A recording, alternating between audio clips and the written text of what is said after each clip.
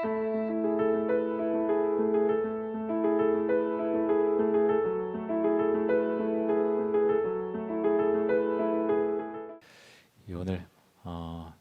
큐티 본문에 나온 속으로 원래 나누는 거기에 맞춰서 본문을 잡았습니다. 어제 열심히 준비하느라고 하긴 했는데 아침에 이제 원고 읽고 기도하면서 두려운 마음이 사실 마음속에 좀 이렇게 많이 왔어요. 구원에 대한 거 수도 없이 많이 들었는데 오늘 또 구원에 대한 말씀을 함께 우리가 좀 더 알아가고 은혜를 나누려고 하는데 지루한 시간이 혹시나 되지 않을까 이제 마음속에 좀 그런 두려운 마음도 잠시 들었습니다. 하지만 성령님께 모든 걸 의지하고 말씀을 전하고자 합니다. 여러분 구원에 대해서 수도 없이 많이 들어오셨죠. 교회학교 통해서 그러면서 제일 유명하게 여러분이 많이 암송하고 있는 구절 있지요? 뭐죠? 구원에 대한 말씀. 오늘 말씀도 구원에 대한 말씀이죠. 요한복음 3장 16절 여러분 다 암송하세요? 우리 같이 한번 해볼까요? 시작. 하나님이 세상을 이처럼 사랑하사 독생자를 주셨으니 이는 그를 믿는 자마다 멸망치 않고 영생을 얻게 하려 하심이라. 예. 혹시라도 이제 구원에 대한 말씀을 내가 암송을 한 구절도 하지 못한다 하시는 분들은 말씀을 선택해서 꼭 암송을 꼭 하실 수 있기를 바랍니다. 그것이 요한복음 3장 16절이든 오늘 우리가 말씀을 읽은 로마서 10장 9절과 10절 말씀이든 그 말씀을 알고 있어야 됩니다. 근데 여러분 좀 어떠세요? 저도 모태신앙이고 어릴 때부터 이 말씀을 사실 암송하면서 자랐어요. 구원에 대한 말씀이다라고 하는 것도 익히 알고 있었어요. 많이 들었으니까. 그런데 이 말씀이 나의 삶에 얼마나 많은 영향을 끼쳤을까? 지금 말씀도 그렇고요. 사실 로마서 말씀은 이제 나중에 알게 되었는데 요한복음 3장 16절, 요한복음 1장 12절, 이런 말씀도 어렸을 때부터 많이 암송해 왔는데 그 말씀이 나의 삶에 얼마나 많은 영향을 끼쳤는가 잘 모르겠더라고요. 솔직히 말하면 잘 모르겠어요. 참 웃으면서 같이 찬양도 하고 노래도 있잖아요. 노래도 하고 찬양하고 그래서 고백도 하고 중학교 때부터 가서는 참 많이 수련회 때 가서 울면서 기도도 하고 그랬는데 그 말씀이 나의 삶에 어떤 영향을 끼쳤는가? 물론 주 앞에 나가서 기도하고 정말 어떤 말씀의 은혜를 받고 죄 사함을 받고 구원의 확신을 받고 내 마음속에 그런 마음이 참 많이 있어요. 구원은 어디까지가 구원이지? 좀 이상하게 들릴 수 있지만 제가 이제 드리는 말씀은 우리가 죽어서 이제 천국 가는데 그러면 그 구원은 우리의 삶에 어디까지 영향을 미치는 걸까? 내가 이 세상에서 하나님의 백성으로 살아갔는데 나는 이 구원의 이 신앙을 가지고 내가 어디까지 내 삶에 영향을 받으면서 나는 사는 것일까? 참 많은 고민이 됐습니다. 여러분 예수님께서는 이 땅에 참 뭐랄까요? 가난한 모습으로 나셨죠. 원래 그 육신의 아버지 요셉이 다윗의 자손이긴 하지만 가난한 목수이지 않았습니까? 그런데 갈릴리 나사렛에서 그 집에서 태어난 것도 아니고 베들레헴에 가서 마구간에서 정말 우리가 생각하면 마구간 우리 연극 이제 하잖아요. 좀 어떻게 보면은 동화 같기도 하고 그렇게 볼지 모르지만 냄새나는 정말 짐승들이는 냄새나는 그런 곳에 태어났다고 하는 것은 우리에게 정말 많은 것을 시사해 줍니다. 근데 그런 곳에서 태어났는데 하나님께서 인도하시는 삶은 그래서 성공하는 삶이 아니었어요. 우리는 주 앞에 기도하면서 어떤 성공하는 삶을 지향하면서 살잖아요. 근데 예수님은 우리 보편적인 사람들이 생각하는 성공하는 삶이 아닌 십자가를 향하는 삶을 살았습니다. 그리고 십자가에 죽으시고 부활의 생명으로 우리에게 오셨죠. 여러분 우리는 구원을 받기 위해서 우리는 무엇을 해야 됩니까? 정확히 말하면 우리는 예수를 믿기만 하면 됩니다. 근데 어떻게 믿을 것인가가 이제 문제죠. 자, 로마서 10장 2절 말씀 한번 보겠습니다.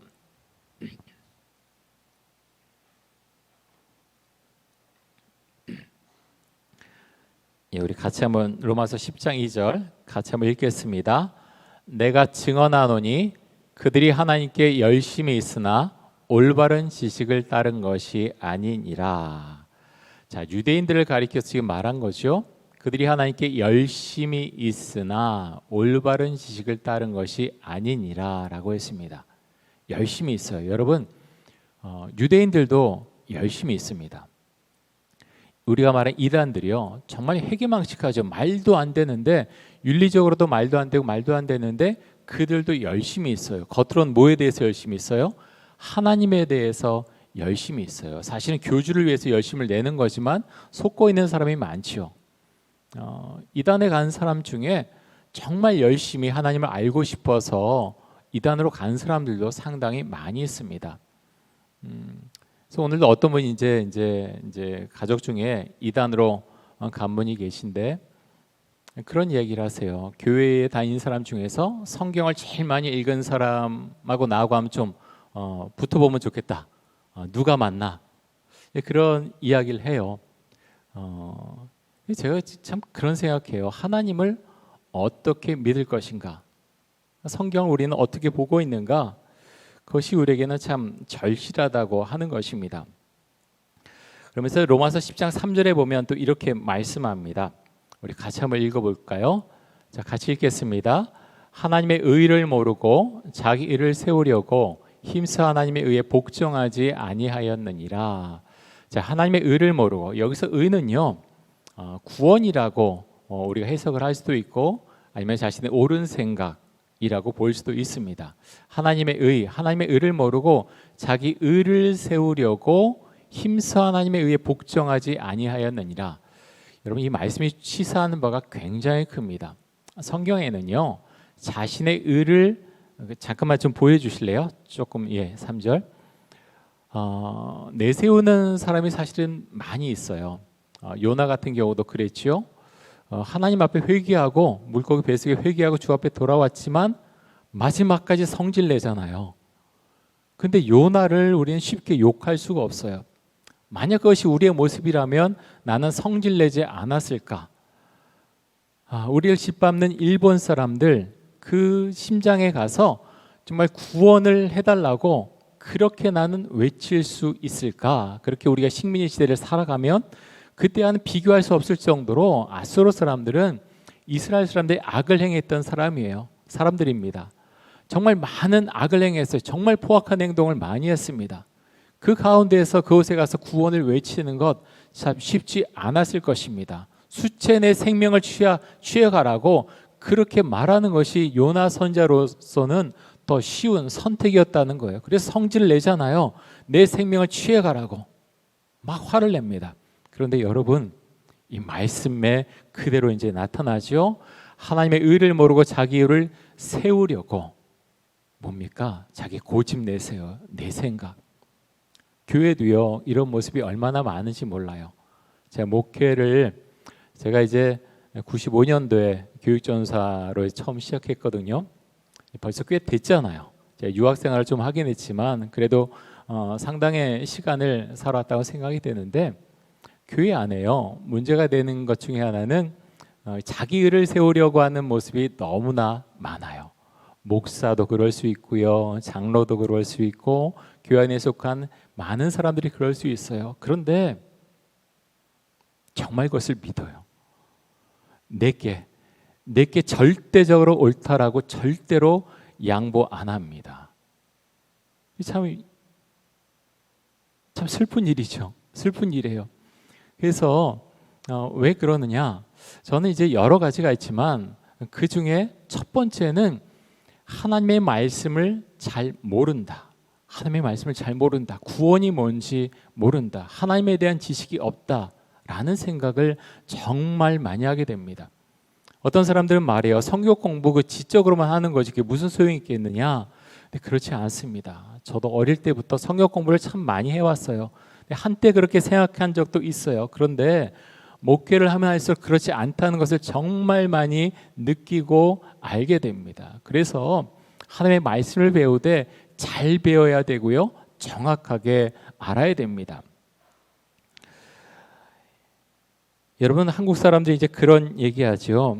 기분 나쁘면 천국에도 안 간다. 막 이제 성질나면은 천국 안 가. 이제 그럴 수 있다는 거예요. 근데 그러다 보니까 정말 주님께서 우리에게 말씀하시는 것 우리가 놓칠 때가 상당히 많습니다. 자, 빌립보서 3장 7절과 8절 한번 보겠습니다. 제가 볼게요. 그러나 무엇이든지 내게 유익하던 것을 내가 그리스도를 위하여 다 해로 여길 뿐더러 또한 모든 것을 해로 여김은 내 주 그리스도 예수를 아는 지식이 가장 고상하기 때문이라. 여기까지만 보겠습니다. 여러분, 예수 믿고 뭐가 달라지었어요? 오늘 이제 1, 2부 예배 때 제가 삭개오 이야기를 했거든요. 너무 잘 알고 있죠. 삭개오는 세리장이었어요. 어릴 때 우리는 좀 우습게 그림도 그리고 이야기를 하는지 모르지만 세리장 정도 하려면 투철한 삶을 살아야 했습니다. 정말 많은 욕을 먹고요. 하지만 그가 버틸 수 있었던 중심에 뭐가 있었을 것 같아요? 돈입니다. 돈. 지금 현대인들이 그렇게 좋아하는 돈. 그 모든 비난과 욕을 상쇄할 수 있는 돈이 그 마음 중심에 있었기 때문에 그는 버틸 수 있었어요. 그런데 예수님을 만나자 그는 무너지죠. 예수님이 뭐 했습니까? 너 잘못하고 있어 막 훈계하셨습니까? 아무것도 하지 않으셨어요. 그냥 다가오셨어요. 다른 사람을 대하듯이 똑같이 대해주셨습니다. 그의 마음이 무너지기 시작합니다. 마음 중심에 있던 돈이 다 밑으로 떨어지기 시작해요. 그리고 뭐라고 말합니까? 내가 가진 재산에서 절반을 가난한 사람들을 위해서 주겠고 누구를 빼앗은 것이 있으면 4배나 갚겠다고 그렇게 삭개오는 고백합니다.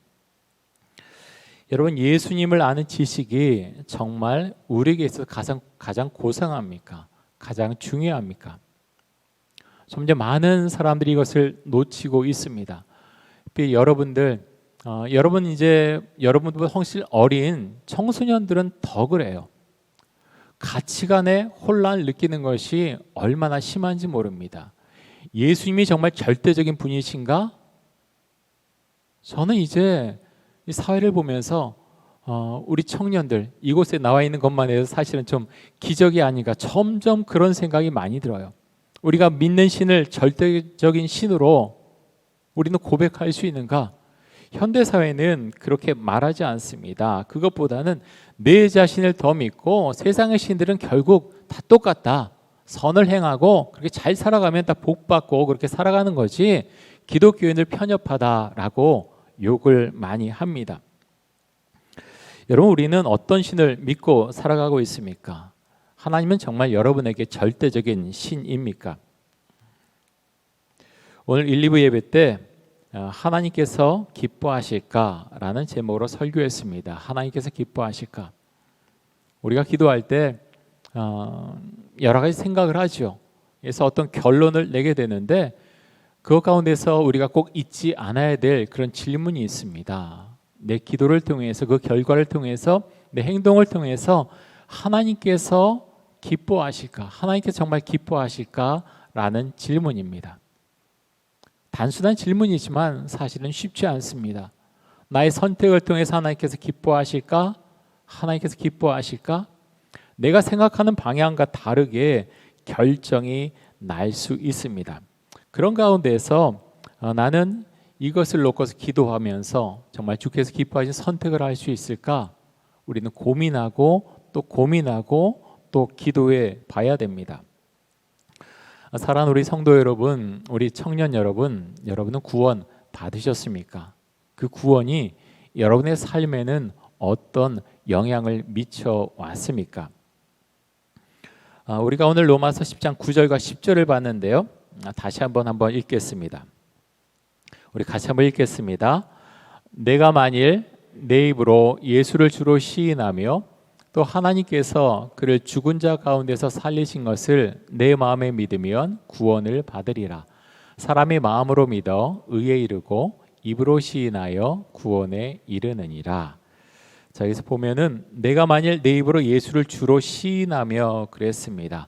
주로 시인한다고 하는 것은 주인으로 모신다고 하는 것이죠. 출애굽기 21장에 보면 종에 관한 법이 나옵니다. 히브리 종이 있는데요. 이 법에 의하면 6년 동안 그 주인을 섬기지만 7년 때는 자유인이 될 수 있습니다. 근데 한 가지 좀 예외 조항이 있죠. 그 사람이 그곳에 가서 결혼도 하고 자녀도 낳고 하면서 그 가족들과 함께 그리고 그 주인과 함께 살고자 하면 그것을 이야기하고 재판장 앞으로 가게 됩니다. 그리고 문설주나 문에 대고서 송곳으로 그 귀를 뚫습니다. 그리고 고백을 하게 되지요. 그 귀를 뚫은 주인은 그 종은 주인을 평생토록 모시고 살겠다는 고백을 하고 그 주인을 모시고 살게 됩니다. 저는 목사로 살아가면서 항상 이 구절을 생각합니다. 나는 귀가 뚫렸다 라는 고백을 하게 됩니다.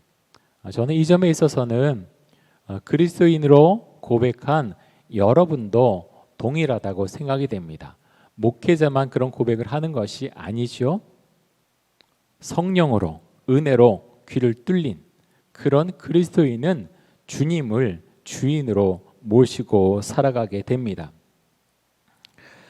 여러분은 하나님과 얼마나 친밀하십니까? 야고보서 2장 9절 19절에 보면 이런 말씀이 있어요. 내가 하나님은 한 분이신 줄을 믿느냐? 잘하는도다. 귀신들도 믿고 떠느니라. 여러분 하나님 계신 것 알아요.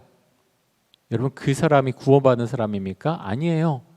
그렇지 않습니다. 성경은 그렇게 말하고 있지 않습니다. 많은 사람들이 얘기해요. 저 하나님 그런 분이신 줄 알아요. 착하게 살게요. 근데 그건요 귀신도 할 수 있는 말이에요. 귀신도 하나님께서 계신 것 다 알고 있다고 성경은 말하고 있습니다. 그래서 믿음은요 한편으로 참 미련한 거예요. 고린도전서 1장 21절에 보면 이렇게 말씀합니다. 우리 같이 한번 읽어보겠습니다. 1장 21절인데요. 하나님의 지혜에 있어서는 이 세상이 자기 지혜로 하나님을 알지 못하므로 하나님께서 전도에 미련한 것으로 믿는 자들을 구원하시기를 기뻐하셨도다. 저는 갈수록 참 이 말씀이 마음에 참 많이 와닿습니다. 전도에 미련한 것으로 믿는 자들을 구원하시기를 기뻐하셨도다. 여러분 복음은 어떤 지식으로 내 돈으로 전하는 게 아니죠. 그래서 사실은 영적인 싸움이에요. 영적인 싸움. 그 사람이 복음을 전하는 사람이 어떤 권력을 갖고 있던 아니면 돈이 많든 아니면 나보다 어떤 연장자리에서 어떤 목을 갖고 있던 그런 문제가 아니라 사실은 그 속에는요 영적인 싸움이 있어요. 복음을 전하는 사람이 정말로 이것을 믿고서 정말 주님을 주님으로 나의 주인으로 모시고서 그 분명한 신앙 가운데서 말하고 있느냐 듣는 상대방이 느낍니다. 압니다. 사람은 다 영적인 존재예요. 그래서 여러분 우리 마음속에 이런 믿음이 있는가 생각해 보길 원하고요. 자, 말씀 한 구절 더 보겠습니다. 로마서 10장 13절에서 15절까지입니다. 오늘 좀 말씀을 좀 많이 보는데요. 같이 한번 읽겠습니다. 누구든지 주의 이름을 부르는 자는 구원을 받으리라. 그런즉 그들이 믿지 않은 일을 어찌 부르리요? 듣지도 못한 일을 어찌 믿으리요? 전파하는 자가 없이 어찌 들으리요? 보내심을 받지 아니하였으면 어찌 전파하리요? 기록된 바 아름답도다 좋은 소식을 전하는 자들의 발이여 함과 같으니라. 사실 부담이 되는 말씀입니다. 결국 복음을 전하라는 거죠. 예수를 믿으면 성령을 받으면 복음을 전하는 사람으로 살아가게 된다. 성경은 어디를 펴나 사실은 그 말씀을 하고 있어요. 구약을 펴도 그렇고 신약을 펴도 그렇고 내가 하나님을 믿는 사람이야 주인으로 모시고 사는 사람이냐 그렇다면 입을 열어서 복음을 전하라고 말씀하고 있습니다. 제가 몇 주 전에 제가 이제 주일마다 이제 끝나고 좀 저녁 때쯤 해서 아버지한테 가거든요. 아버지가 이제 많이 좀 아프신데 가서 이제 아버지하고 또 이것저것 좀 같이 TV도 보고 하게 돼요. 근데 기독교 TV를 보는데 한 번은 그런 분이 나왔어요. 복화수라는 분인데 안재우 소장이라는 분입니다. 안재우 소장. 복화수를 아세요? 이제 어릴 때 교회 학교 같은 데서 좀 했던 그 기억이 있는지 모르겠어요. 누구 찾아와서 인형 막 이렇게 하고 이제 속으로 막 이제 소리를 내죠. 막 인형이 소리 내는 것처럼 하는데 저는 그분 하는 거 보고 야, 어렸을 때 보던 거하고 좀 차원이 다르구나. 그분 공부를 진짜 많이 했어요. 정말 그걸 좋아해서 세계 무슨 그런 대회 같은 데도 나가고 그런 분 찾아가서 공부도 하고 직접 밑에 가서 그런 여러 가지 수련도 받고 굉장히 다양한 방법으로 복화술을 하세요. 근데 그런 방법보다 제 마음속에 깊이 좀 감동을 준 것은 이분이요, 무당 집안이에요. 온 집안 전체가 다 무당이에요. 그 고모가 누구는 대무당이래요. 모르겠어요. 무당 중에서 아주 굉장히 이제 힘이 있는 그런 무당이 대무당. 이 집안이요 전체가 무당이에요. 영적인 분위기가 달라요. 고등학교 때 미션 스쿨을 갔는데 전도하는 친구가 있었대요. 불러다 그랬대요. 너 전도하면 가만 안 둬? 죽여버릴 거야. 막 이렇게 막 하면서 막 그랬대요. 그런데 그런 사람이 그렇게 말한 친구를 따라서 교회를 가게 됐어요. 자기는 모르는 힘에 의해서 가게 됐는데 이 귀신을 믿는 집안과 교회와의 가장 큰 차이가 뭔가 이런 이야기를 해요. 교회 갔더니 너무너무 편안하더래요. 평안이라는 단어가 쫙 밀려오는데 아니 여기는 뭐지? 왜 이런 거지? 신을 어렸을 때부터 보고 자랐어요. 여러 가지 이상한 일들, 무슨 칼 휘두르는 거, 이상한 현상들 정말 많이 보고 자랐는데 교회는 다른 곳이구나 하는 것을 교회 처음 간 날부터 알았다는 거예요. 자기도 모르는 그런 평안이 마음속에 쫙 밀려오는데 교회를 떠날 수가 없더래요.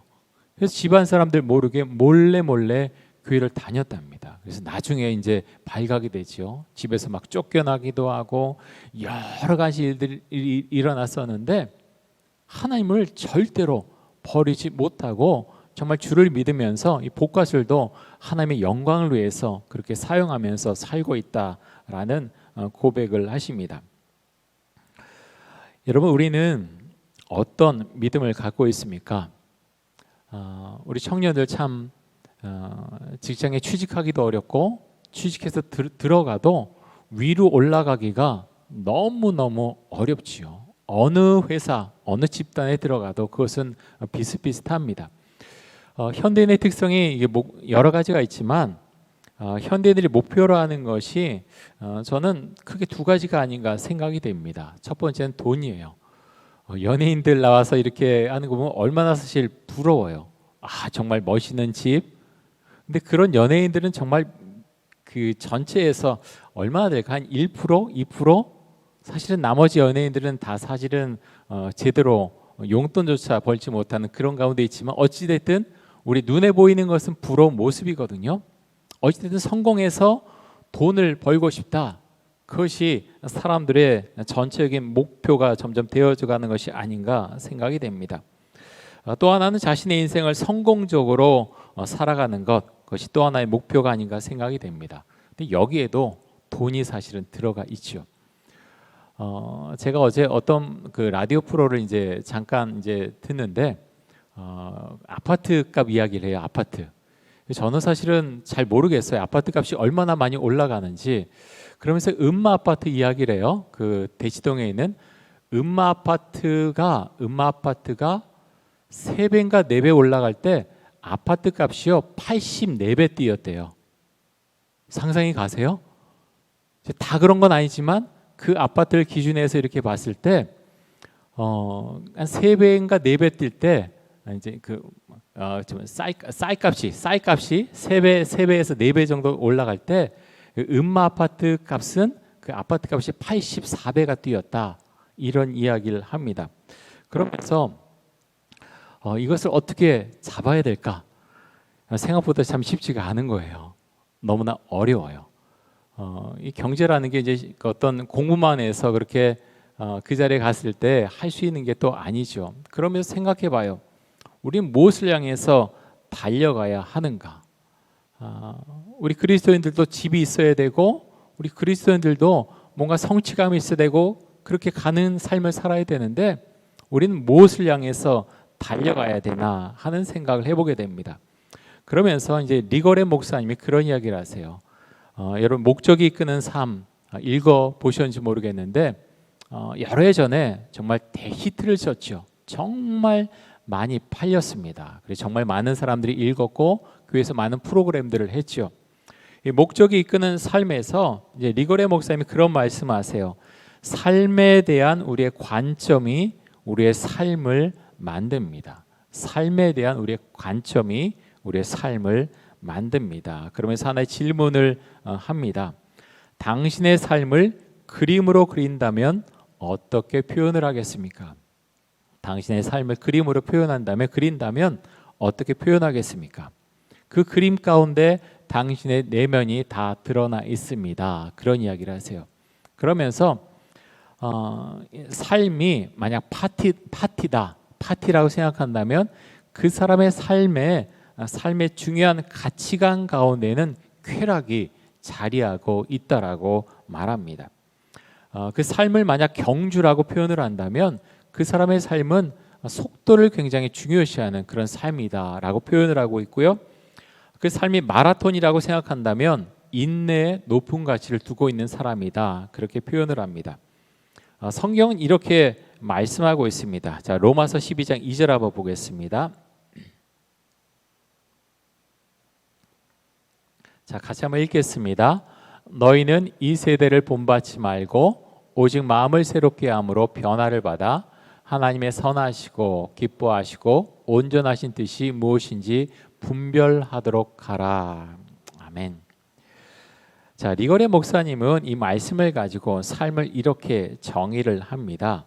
삶은 시험이고, 삶은 위탁받은 것이고, 삶은 임시로 맡겨진 임무입니다. 다시 한번 말씀드릴게요. 삶은 시험이고, 삶은 위탁받은 것이고, 삶은 임시로 맡겨진 임무입니다. 이 세 가지 목적을 지향하는 것이 삶의 기초라고 리거레 목사님은 설명을 합니다. 여러분, 정말 그렇습니까? 우리의 삶은 시험입니까? 우리의 삶은 위탁받은 것입니까? 그 중심에는요, 삶의 우리 인생의 주인이 누구냐 하는 질문이 있습니다.